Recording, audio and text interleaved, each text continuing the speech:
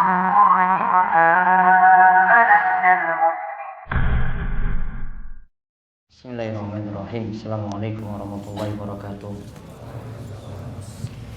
Innal hamdalillah nahmaduhu wa nasta'inuhu wa nastaghfiruh wa na'udzu billahi min shururi anfusina wa min sayyiati a'malina. May yahdihillahu fala mudilla lahu wa may yudlil fala hadiyalah. Wa asyhadu an la ilaha illallah wahdahu la syarikalah wa asyhadu anna Muhammadan abduhu wa rasuluh. Allahumma salli ala nabiyyina Muhammad wa ala alihi wa man tabi'ahum bi ihsan ila yaumiddin. Allahumma inna nas'aluka ilman nafi'a wa rizqan thayyiban wa amalan mutaqabbala. Puji syukur kita panjatkan pada Allah, salawat dan salam mungkin tercurah pada junjungan kita Nabi Muhammad sallallahu alaihi wasallam.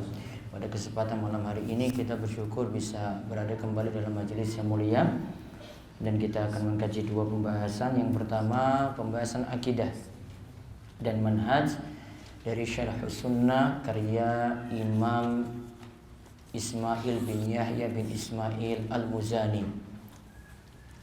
Kali ini adalah, kalau di buletin serial yang ketiga, kita masih seputar muqaddimah, masih pengantar dan doa-doa dari Imam Al-Muzani bagi yang membaca kitab ini, dan tujuan beliau menulis kitab akidah yang beliau susun berdasarkan pemahaman Ahlus Sunnah wal Jamaah. Dan nanti setelah itu baru kita lanjut dengan pembahasan Safinatun Najah tentang bahasan haji. Baik, kita lihat sekarang akidah dari Al-Imam Al-Muzani. Monggo dibaca. Akidah dari Al-Imam Al-Muzani agar selamat dari pemahaman sesat. Di antara tujuan para ulama menulis kitab akidah adalah untuk menyelamatkan umat dari pemahaman sesat. Inilah yang dijelaskan juga oleh Imam Al-Muzani ketika mengawali kitab akidah beliau. Nah, inilah yang disampaikan oleh Imam Al-Muzani juga kalau kita nanti lihat dari muqaddimahnya. Baik, kita lihat muqaddimah dari beliau. Imam Al-Muzani rahimahullah berkata, Imam Al-Muzani rahimahullah berkata, asamanallah wa iyyakum bittaqwa wa wafaqna wa iyyakum limuwafaqatil huda. Semoga Allah menjaga kami dan kalian dengan takwa dan memberikan taufik kami dan kalian untuk berjalan sesuai petunjuk. Taib. As-samanallahu wa iyyakum bittaqwa wa wafaqna wa iyyakum limuwafaqatil huda. Semoga Allah menyelamatkan kami dan kalian dengan diberikan ketakwaan, dan semoga diberikan taufik kami dan kalian untuk meniti jalan atau meniti petunjuk Nabi sallallahu alaihi wasallam. Terus lihat keterangannya di bawah.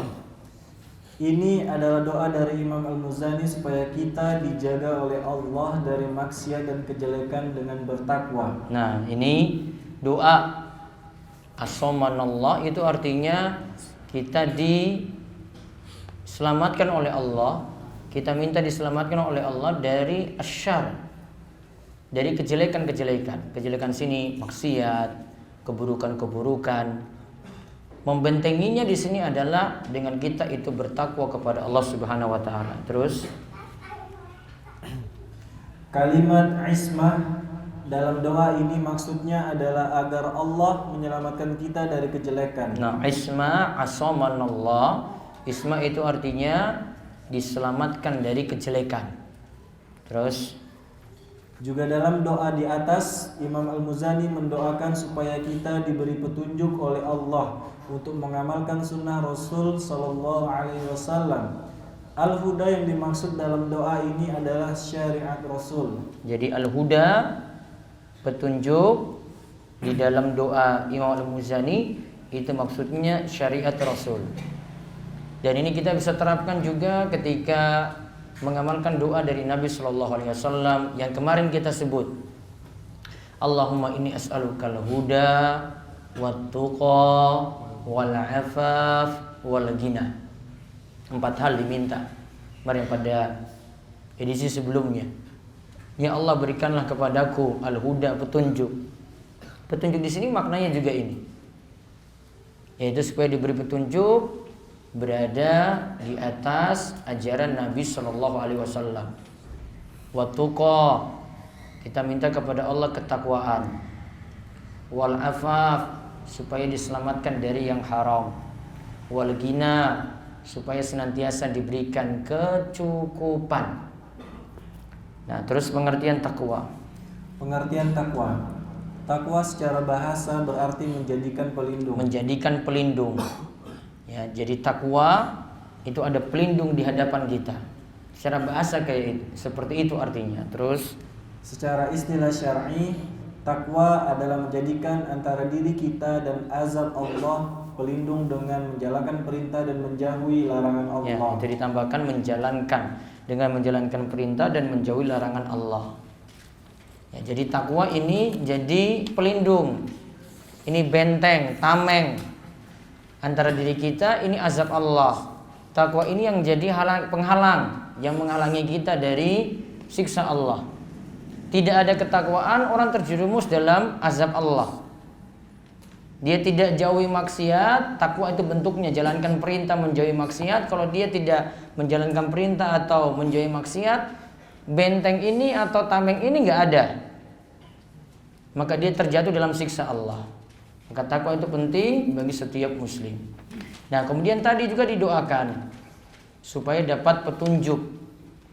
Jadi maksud petunjuk di sini adalah hidayah dari Allah. Nah, hidayah di sini dijelaskan di pembahasan selanjutnya.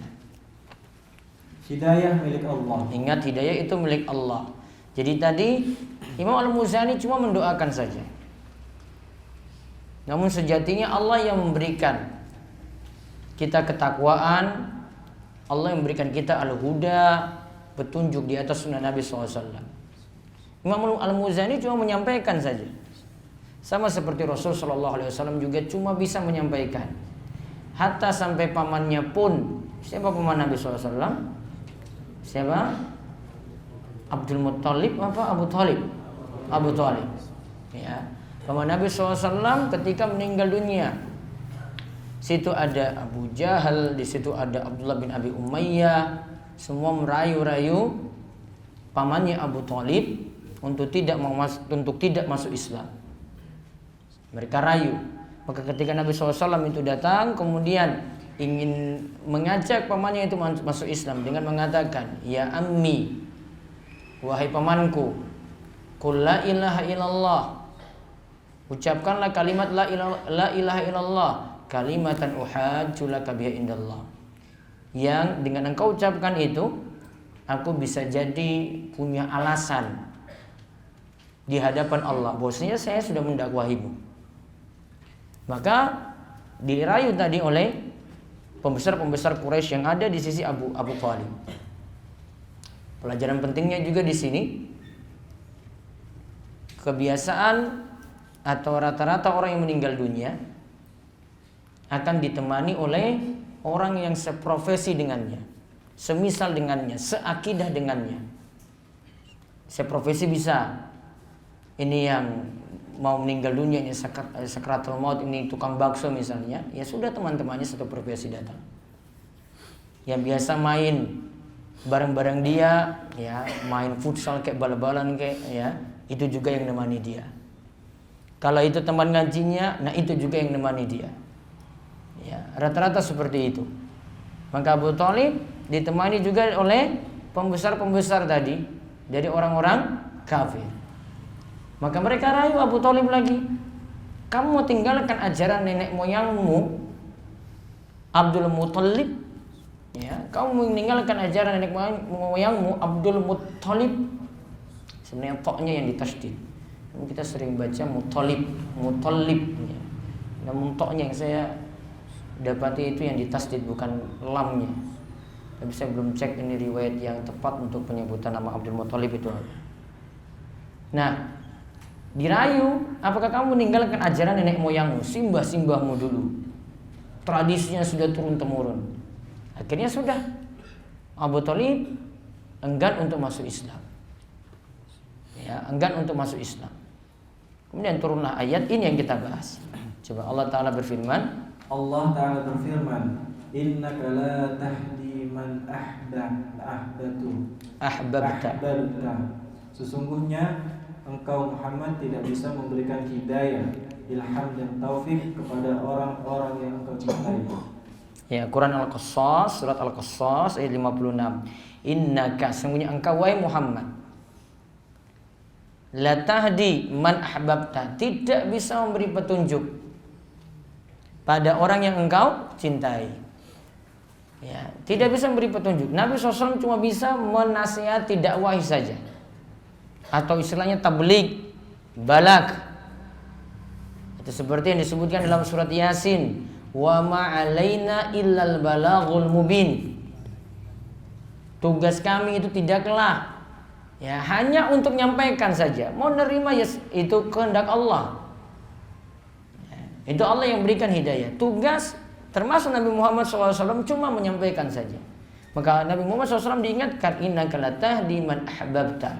Engkau sendiri tidak bisa memberikan petunjuk taufik supaya pamanmu itu masuk Islam, walaupun itu orang yang engkau cintai sekalipun. Karena ini wewenang Allah, kehendak Allah. Nah, di sini para ulama bagi hidayah itu ada dua macam. Hidayah itu ada dua macam. Pertama, hidayah irsyad wa dalalah. Maksudnya adalah dalalah. Maksudnya adalah hidayah berupa memberi petunjuk pada orang lain. Yang kedua, hidayah taufik. Maksudnya adalah hidayah yang membuat seseorang itu taat pada Allah. Nah, baik. Yang hidayah pertama disebut hidayah irsyad wa dalalah. Apa maksudnya? Kita cuma bisa memberikan penjelasan saja. Diberikan catatan di situ. Cuma bisa memberikan penjelasan. Bisa nasihati, berikan wejangan, dakwahi. Sampaikan ayat Quran, sampaikan hadis. Mungkin sampaikan dengan pendekatan logika. Cuma bisa seperti itu saja. Namun untuk hidayah yang kedua, hidayah taufik. Hidayah taufik itu artinya hidayah untuk membuat seorang itu taat kepada Allah. Maksudnya untuk dia amalkan ilmu tadi, itu wewenang Allah. Orang yang tadi cuma bisa nyampaikan saja, dia bisa jalankan tadi ilmu tadi. Ketika disampaikan tadi, ini wewenangnya siapa? Allah. Itu hidayah taufik namanya. Maka hidayah yang dimaksudkan dalam surat Al-Qasas ayat 56 itu hidayah nomor 2. Wahai Muhammad, engkau tidak bisa memberikan hidayah taufik supaya pamanmu masuk Islam, walaupun itu engkau cintai. Ya, jadi yang dimaksudkan memberikan petunjuk di sini supaya orang itu beramal atau nerima amalan. Berarti kalau nomor 1, ini tugas siapa yang memberikan hidayah ini? Allah atau manusia? Manusia. Ya, semua memberikan penjelasan. Manusia bisa lakukan. Namun kalau hidayah nomor 2, wewenangnya siapa? Allah. Ya, Allah yang jalani ini. Allah yang memberikan hidayah bagi siapa saja yang Allah kehendaki. Kalau Allah kehendaki dia dapat petunjuk walaupun orang halangi. Allah kehendaki seorang itu untuk datang ke majelis ilmu, orang mau halangi bagaimanapun tetap dia datang. Namun kalau Allah kehendaki dia itu sesat karena dia sendiri yang ingin sesat, ya maka keadaannya akan seperti itu. Ya, jadi tugas kita itu yang nomor 1. Namun kalau untuk bisa menerima, beramal, patuh, ada yang diajak masuk Islam, untuk masuk Islam, itu hidayah dan taufik dari Allah. Nah, sekarang kita lihat perkataan Imam Al-Muzani lagi yang berikutnya. Langsung artinya dibaca. Imam Al-Muzani rahimahullah berkata, amma ba'du, semoga Allah memperbaiki keadaanmu. Sesungguhnya Anda telah meminta kepadaku untuk menjelaskan as-sunnah dengan penjelasan yang membuat jiwa Anda bisa bersabar dalam berpegang teguh dengannya. Dan dengan penjelasan tersebut bisa menolak ucapan-ucapan yang mengandung syubhat atau kerancuan dan penyimpangan orang-orang yang mengada-ngada lagi sesat. Aku akan menjelaskan sebentar lagi manhaj atau metode yang jelas dan terang benderang dengan sepenuh jiwa. Moga sebagai nasihat untukku juga Anda. Taib. Jadi ada yang minta pada Imam Al-Muzani untuk buat tulisan supaya bisa mengcounter pemahaman-pemahaman sesat, terutama yang kaitannya dengan akidah. Ini karena ini masalah prinsip. Ya, kaitannya dengan akidah butuh dijelaskan, tidak boleh dibiarkan. Maka ada yang datangi Imam Al-Muzani, tolong tuliskan itu akidah Ahlussunnah wal Jamaah seperti apa, pembahasan akidah itu bagaimana.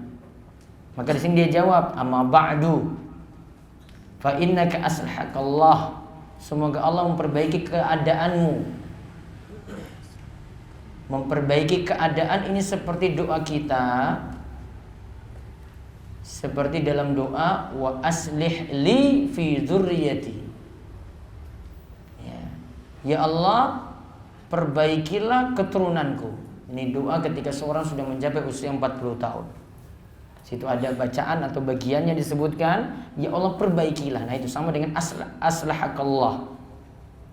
Semoga Allah memperbaiki keadaanmu. Sa'altani, engkau meminta kepadaku an udiha, supaya aku menjelaskan laka kepadamu minas sunnah, tentang sunnah. Apa sunnah yang dimaksudkan oleh Imam Al-Muzani, nanti ada penjelasannya. Yang dimaksud sunnah di sini adalah akidah. Minas sunnati amron tusabbira nafsaka ala tamassuk bihi. Dimana kalau dijelaskan ini engkau bisa bersabar untuk berpegang dengannya.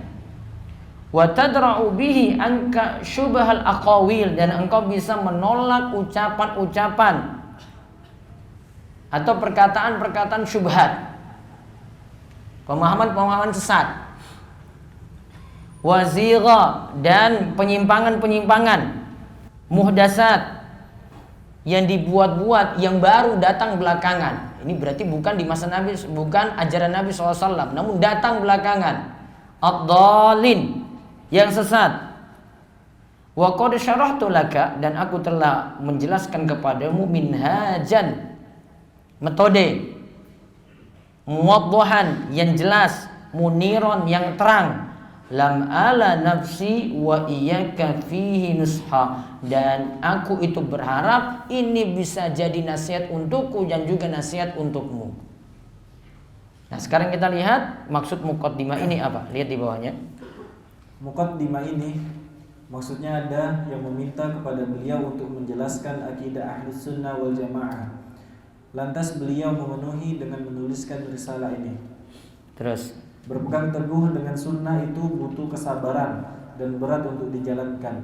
Baik, berpegang teguh dengan sunnah juga dijelaskan di sini, itu butuh kesabaran dan berat untuk menjalani sunnah Nabi Shallallahu Alaihi Wasallam. Terus akidah ini butuh dijelaskan agar selamat dari berbagai pemikiran menyimpang dan dari berbagai bid'ah yang dibuat-buat oleh orang yang sesat. Beliau menjelaskan dengan sejelas-jelasnya manhaj atau metode beragama yang dimaksud.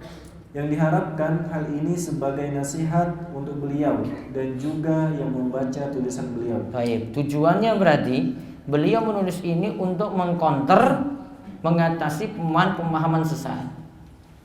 Berarti yang tidak memenuhi apa yang nanti beliau itu sampaikan dalam prinsip-prinsip akidah, berarti pemahaman yang dibawa itu keluar dari pemahaman Ahlussunnah wal Jamaah.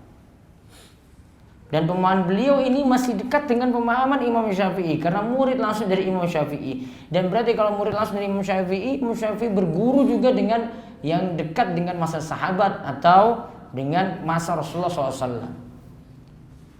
Kalau makin belakangan kita itu berilmu dengan seorang guru yang gurunya itu datang belakangan dan membuat prinsip sendiri, ya, bisa lebih mudah untuk sesat. Namun kalau pemahamannya itu ditarik ke masa silam, ke masa generasi terbaik, ya, ke masa para sahabat, maka pemahaman yang ada itulah pemahaman yang selamat. Nah, jadi Imam Al-Muzani ingin jelaskan seperti itu berdasarkan prinsip-prinsip yang sahabat itu imani, yang Rasulullah SAW juga punya prinsip seperti itu pula. Nah sekarang kita lihat beberapa poin tentang muqaddimah tadi. Ada ucapan amma ba'du. Ucapan amma ba'du termasuk dalam faslul kitab yang dimaksudkan dalam ayat yang membicarakan tentang Nabi Daud alaihissalam. Wa syadadna mulkahu wa atainahul hikmah wa faslal khitab. Dan kami kuatkan kerajaannya dan kami berikan kepadanya hikmah dan kebijaksanaan dalam menyelesaikan perselisihan. Baik. Wa syaddadna mulkahu wa atainahul hikmata wa faslal khitab. Surat Shad ayat 20. Nabi Daud itu diberikan 3 hal. Yang pertama diberikan kerajaan, yang kedua diberikan hikmah, yang ketiga diberikan faslal khitab. Fasl itu penyelesaian, khitab itu pembicaraan. Kadang di sini kalau diterjemahkan ada konflik, Nabi Daud itu mudah untuk menyelesaikan. Namun ada pengertian fasl khitab yang lainnya. Fasl itu artinya pemisah, khitab itu pembicaraan, yaitu untuk memisah pembicaraan masuk kepada pembicaraan berikutnya. Itulah diantara maksud dari amma ba'du. Amma ba'du itu untuk memisah pembicaraan. Ini muqaddimah, lalu amma ba'du. Ya, untuk memisah pembicaraan. Maka kita sering mendengar dalam khutbah Jumat, kadang tengah-tengah ketika mau masuk ke dalam isi, boleh sampaikan amma ba'du.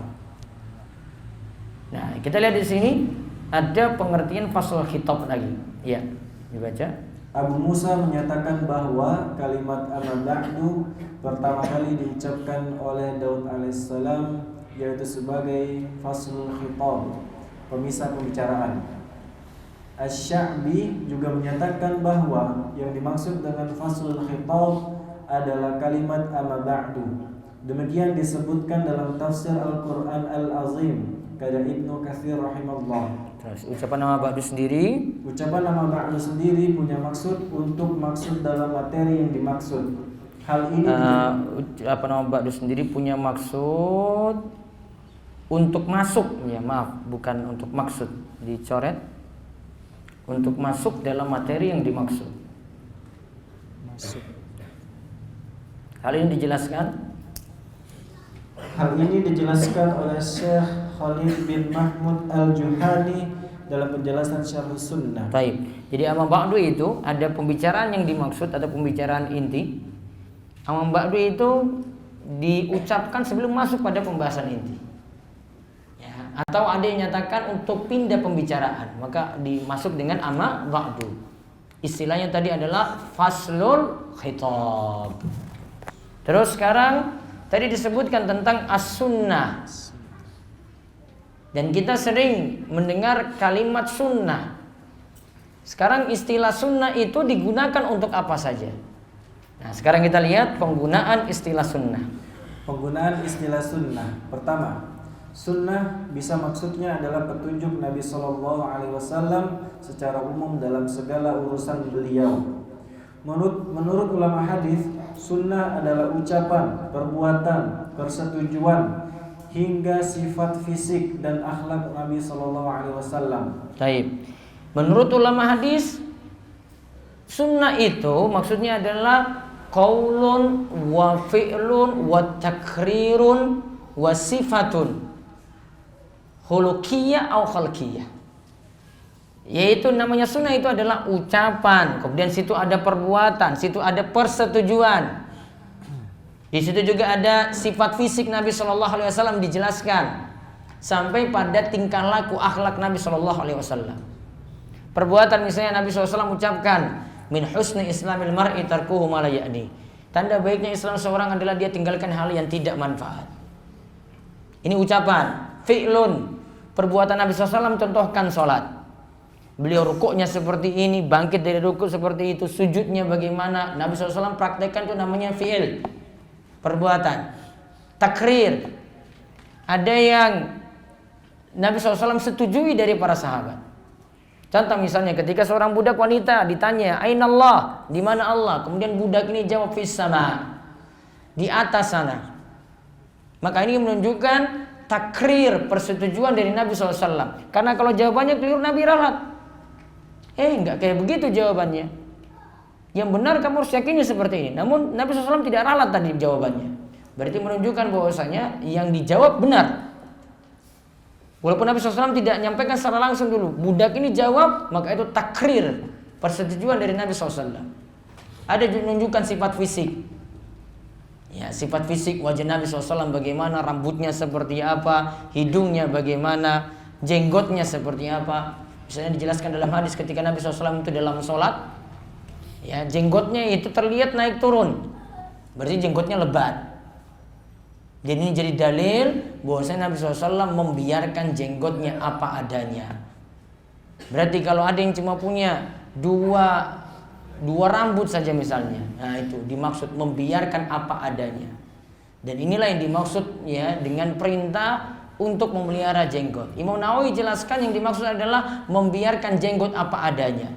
Apa adanya itu berarti gratis, nggak usah ngurus.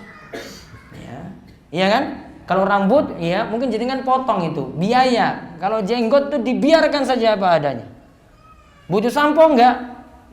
Ya mau pakai sampo ya monggo silahkan. Enggak pakai juga enggak apa-apa. Yang penting ada. Butuh ditumbuhkan enggak? Enggak juga. Kalau enggak punya ya sudah, qanaah saja. Ya, nerima aja sudah. Daripada kamu paksakan nanti jadi tuduhan macam-macam lagi. Dibiarkan apa adanya, yang punya ya dibiarkan, yang nggak punya sudah seperti itu.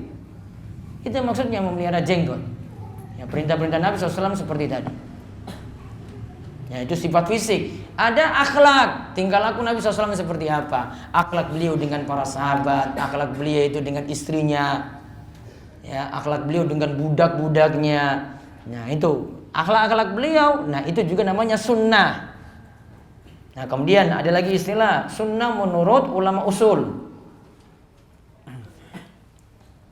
Sedangkan menurut ulama usul, sunnah adalah ucapan, perbuatan dan persetujuan yang dinukil dari Nabi Sallallahu Alaihi Wasallam. Nah berarti cuma ucapan, perbuatan dan persetujuan.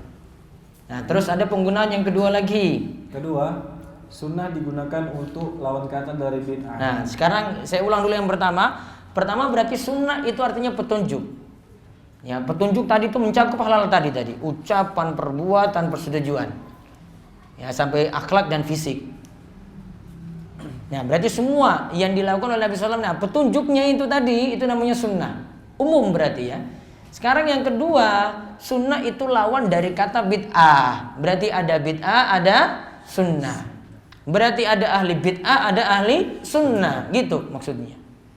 Sekarang terus di bawahnya. Orang yang berpegang teguh dengan sunnah disebut ahli sunnah. Berarti kalau disebut ahli sunnah, dia jalankan sunnah Nabi SAW dan dia tidak jalani bid'ah. Gitu. Ya. Jadi kalau mengklaim itu ahli sunnah, ya lihat prinsipnya gimana kamu. Apa yang kamu jalankan? Kalau kamu jalankan itu kebid'ahan namun mengklaim ahli sunnah, oh berarti cuma klaim saja. Nggak benar berarti klaimnya. Karena semua itu bisa ngaku, oh saya itu paling ahli sunnah daripada yang lainnya. Buktikan itu. Sama seperti kata pepatah Arab.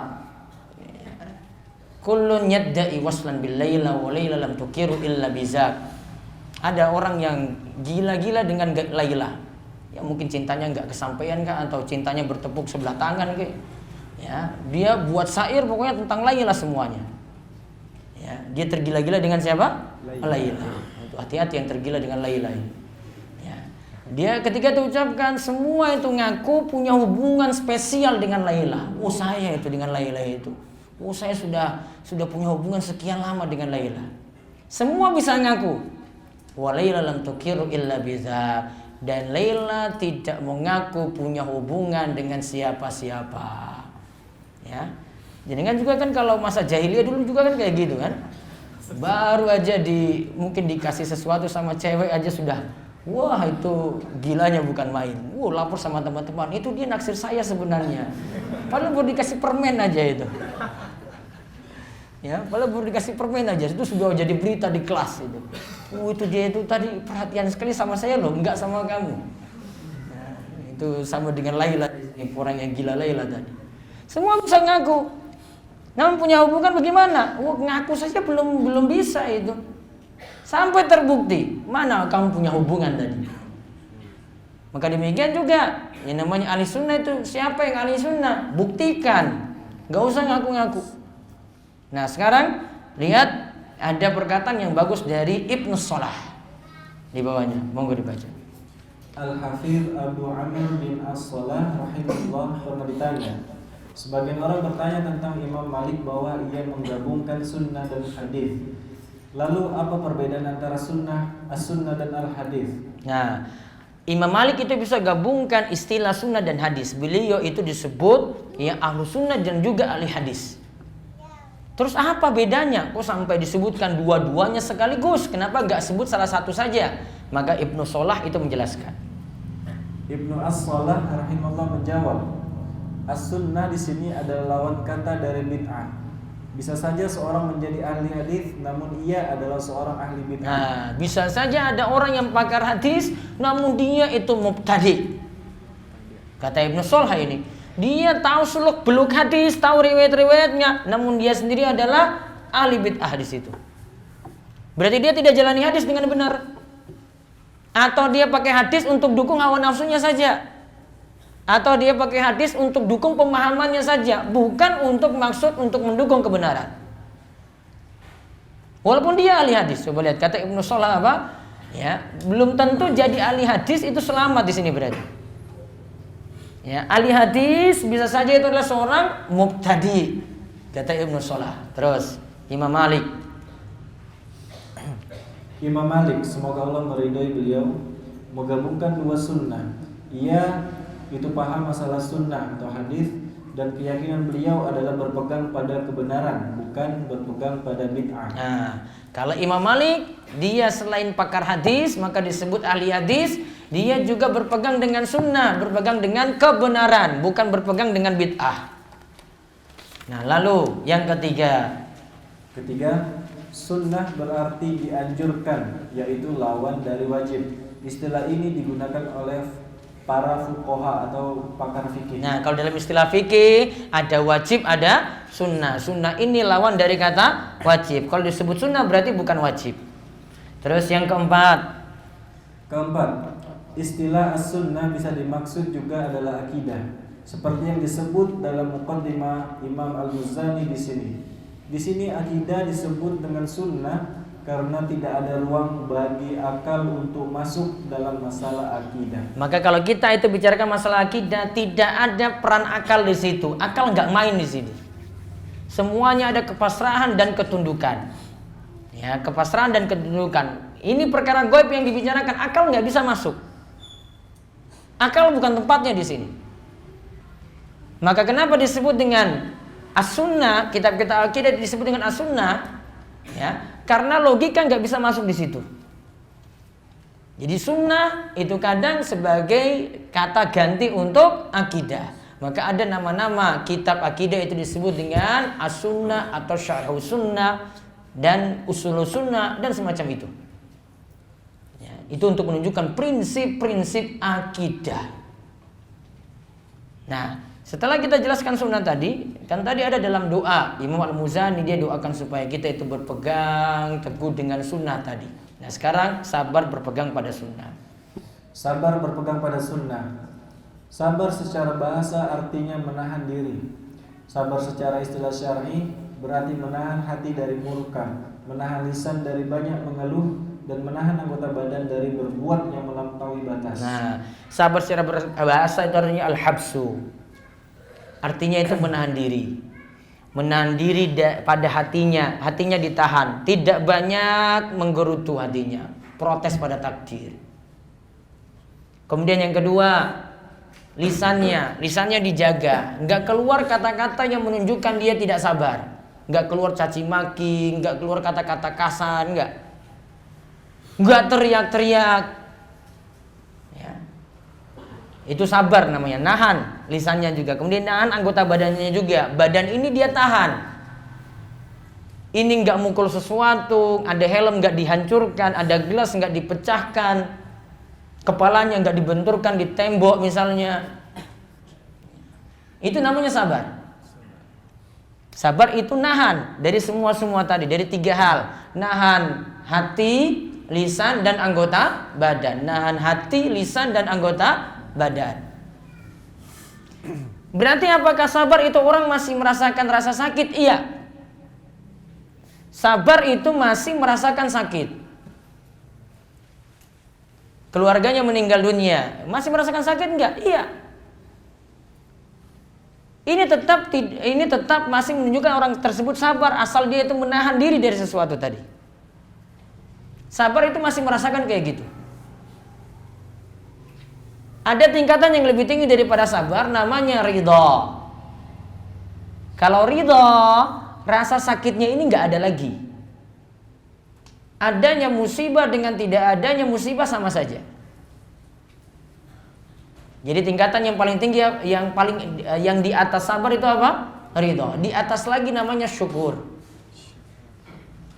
Berarti tingkatannya itu dari bawah berarti apa? Sabar dulu, terus tingkatan atasnya ridho, tingkatan atasnya lagi syukur. Kalau sabar tadi perbedaannya, sabar itu masih punya rasa sakit. Sabar dia.